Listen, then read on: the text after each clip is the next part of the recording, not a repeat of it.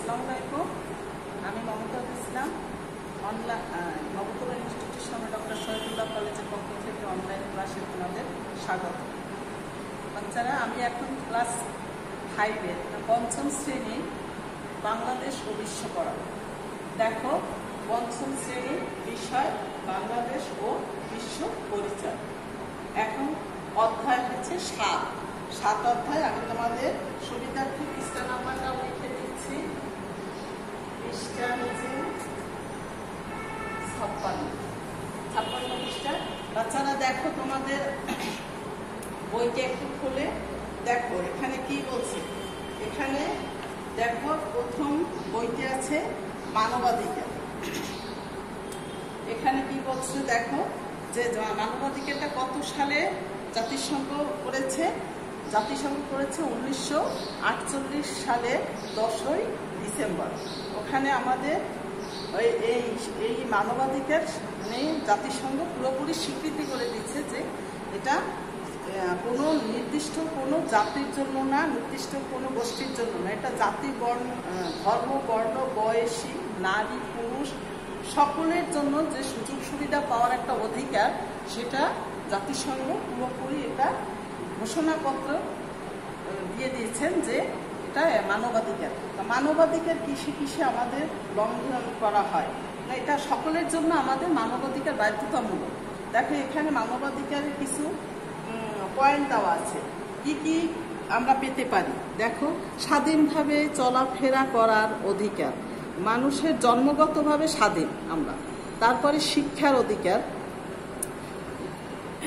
দেখো, এখানে কিছু তোমরা 56 নম্বর পৃষ্ঠা অধ্যায় 7 দেখলেই তোমরা দেখতে পারো। দেখো আমাদের কি কি অধিকারগুলো আছে। আমাদের স্বাধীনভাবে চলাফেরার অধিকার, শিক্ষা গ্রহণের অধিকার, সমাজের সবার সমান মর্যাদা পাওয়ার অধিকার, সবার ন্যায্য মজুরি পাওয়ার অধিকার, তারপরে ন্যায় বিচার পাওয়ার অধিকার, সম্পত্তি ভোগ সংরক্ষণের অধিকার, নিজ নিজ ধর্ম পালনের অধিকার। এই ধরনের অনেক অধিকার দিয়ে দিচ্ছে। সেই অধিকারগুলো থেকে আমরা কাউকে কেউ যেন বঞ্চিত না হয় সেদিকে আমাদের খেয়াল করতে হবে।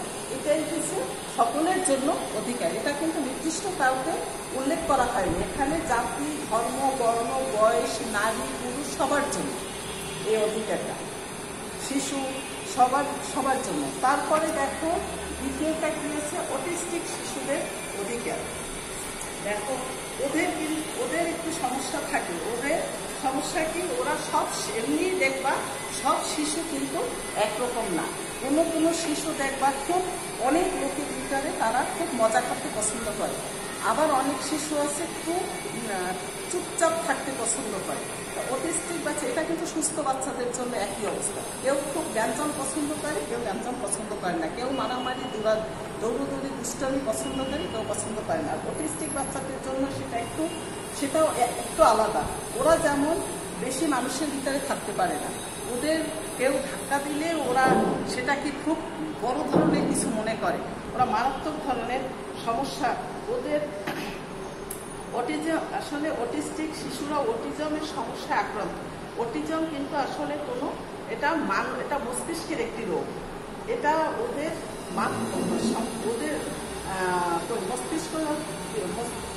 মস্তিষ্কের একটি বিকাশগত সমস্যা। এ ধরনের শিশুদের দলে কাজ করতে অসুবিধা হয়। তারা স্পর্শটাকে আটকে ওঠে। ওরা যখন যাদের মস্তিষ্কে একটু সমস্যা, অটিস্টিক বাচ্চাদের, তারা কিন্তু একটু ধাক্কা লাগলো বা কেউ একটু জোরে কথা বললো, ওরা কিন্তু সেটাকে খুব বড় ধরনের এমনভাবে আতঙ্ক হয়ে যায়, মানে মারাত্মক কিছু হয়ে গেছে। এই ধরনের ওদের চেহারায় এটা প্রকাশ পায়। তাই যে অটিজম শিশুরা আসলে সবার সাথে একই সাথে ওদের চলাফেরা করতে কষ্ট হয়। ওরা এটা পারে না, মানে ওই ধরনের অটিস্টিক বাচ্চারা এটা মেনে নিতে পারে না বেশি বাচ্চাদের ভিতরে। ওদের এই জন্য একটু আলাদাভাবে ওদের যত্ন নেওয়া উচিত। তারপরে দেখো, তৃতীয় পয়েন্টে কি বলছে, শিশুদের মানবাধিকার। শিশুদের জন্য আলাদাভাবে বলছে যে 18 বছর শিশুদের মানবাধিকার লঙ্ঘন।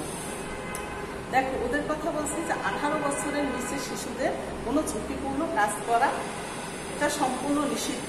যেমন এখানে বইতে আছে, দেখো বইতে আছে অনেক অনেক শিশু আমাদের পরিবারে অসচ্ছলতার কারণে শিক্ষার অভাব থেকে বঞ্চিত।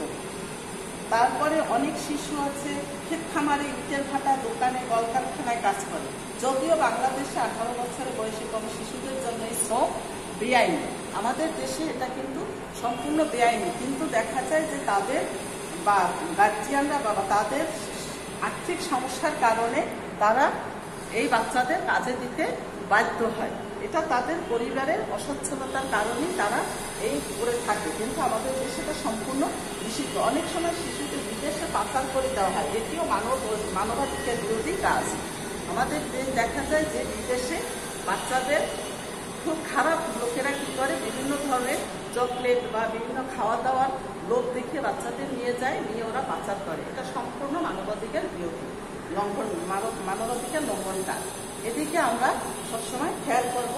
আমরা প্রয়োজনে মানবাধিকার রক্ষায় আমাদের সচেতন হতে হবে এবং প্রয়োজনে যথাযথ কর্তৃপক্ষকে আমরা এটা জানাতে পারি। তারপরে দেখো নারী ও শিশু, নারীর অধিকার লঙ্ঘন। পরবর্তী পয়েন্ট দেখো, নারীদের বেলায় কি বলছে, নারী অধিকার লঙ্ঘন। নারীদের বেলায় কি বলছে, মেয়েরা ছেলেদের মতো শিক্ষার সমান সুযোগ পায় না। চাকরির ক্ষেত্রেও মেয়েরা পিছিয়ে থাকে। কাজের ক্ষেত্রে মেয়েরা ছেলেদের মতো সমান পারিশ্রমিক পায় না। আমাদের দেশে এই বৈষম্যটা আছে যে নারীদের বেলায় একটু সবকিছু হিসাব নিকাশ অন্যরকম হয়। ছেলেদের বেলায় একই জায়গায় হয়তো কাজ করে, ছেলেদের পারিশ্রমিকটা বেশি হয়, মেয়েদের পারিশ্রমিকটা কম হয়। এগুলো কিন্তু মানবাধিকার লঙ্ঘন। তাই আমরা বাড়িতে কাজে সহায়তাকারী অনেক সময় আমাদের দেশের থেকে অন্য দেশে পাচার করে দেওয়া হয়। তাদের মেয়েদের দেখা যায় যে বিদেশেও কোনো জায়গায় বাড়িতে কাজ করার জন্য তাদেরকে পাচার করে বিদেশে নিয়ে যাওয়া হয়। এই ধরনের বিভিন্ন সময় নারীরা বিভিন্ন সমস্যা করে। এছাড়াও নারী ও শিশুদের বিদেশে পাচার করা হয়, অনেক ঝুঁকিপূর্ণ ও অমানবিক কাজে তাদের ব্যবহার করা হয়। আমাদের উচিত মেয়েদের সমান অধিকার রক্ষায় কাজ করা। আমাদের কি উচিত যে আমরা নিজেরাই নিজেদের কাজ সমান অধিকার করার জন্য, সমান অধিকার পাওয়ার জন্য আমরা নিজেদের মতোই নিজেরা কাজ করে অধিকার রক্ষা করায় কাজ করে। এই হলো আমাদের 7 অধ্যায় 4টা পয়েন্ট। প্রথম পয়েন্ট থেকে আর মানবাধিকার সবার জন্য, তারপর অটিস্টিক বাচ্চাদের জন্য কি সমস্যা, শিশুদের মানবাধিকার লঙ্ঘন, কখনোই শিশুদের ঝুঁকিপূর্ণ কাজে আমিও নেব না, কেউ নিলেও সেটা আমি প্রয়োজনে বাধা দেব। নারীদের সমান অধিকার, আমরা আমাদের অধিকার আদায় করে নেব, এটাই হচ্ছে নারীদের অধিকার। তারপরে দেখো এই 4টা পয়েন্টে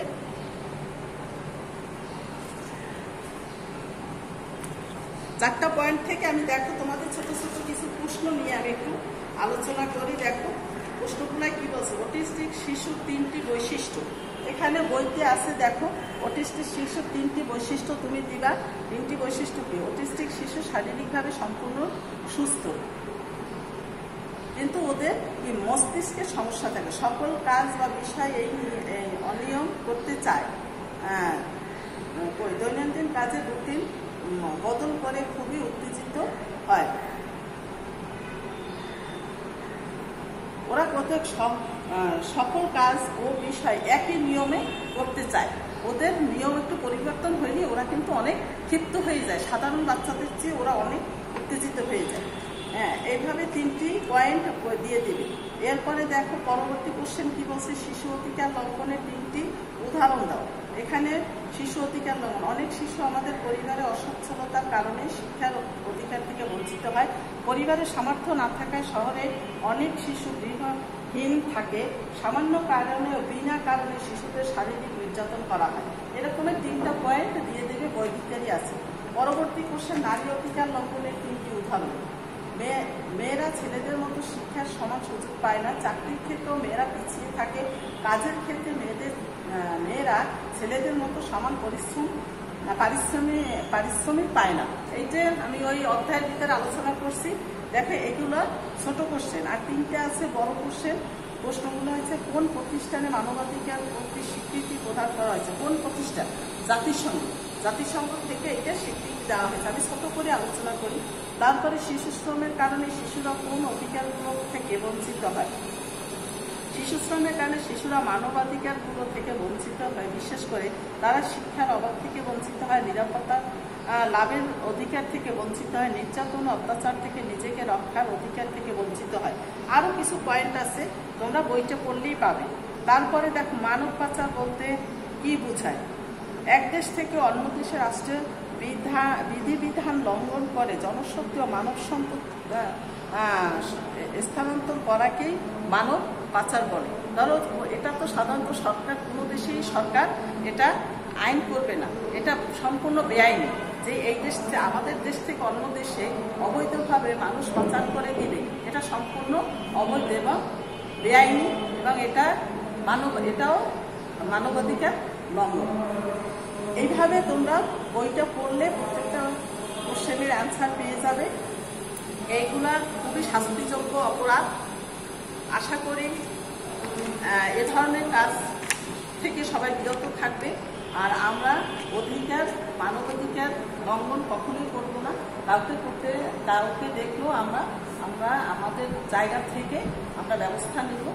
এই হলো আমাদের আজকের পড়া। এখন 7 অধ্যায় তোমাদের পড়ালাম আমি। আমি তো জাস্ট অধ্যায় সম্পর্কে, প্রশ্ন সম্পর্কে তোমাদের একটা ধারণা দিলাম। তোমরা যখন এটা রিডিং করবে তোমাদের কাছে আরও ক্লিয়ার হয়ে যাবে, এবং যে প্রশ্নগুলো নিয়ে আলোচনা করছি প্রত্যেকটা কোশ্চেনের আনসার অধ্যায়ের ভিতরে আছে। ওরা একটু পড়লেই তোমরা দেখবে খুবই ইজি হয়ে গেছে। আজকে আর আগাবো না, এখানেই শেষ করবো। ভালো থেকো, সুস্থ থাকো, আল্লাহ হাফেজ।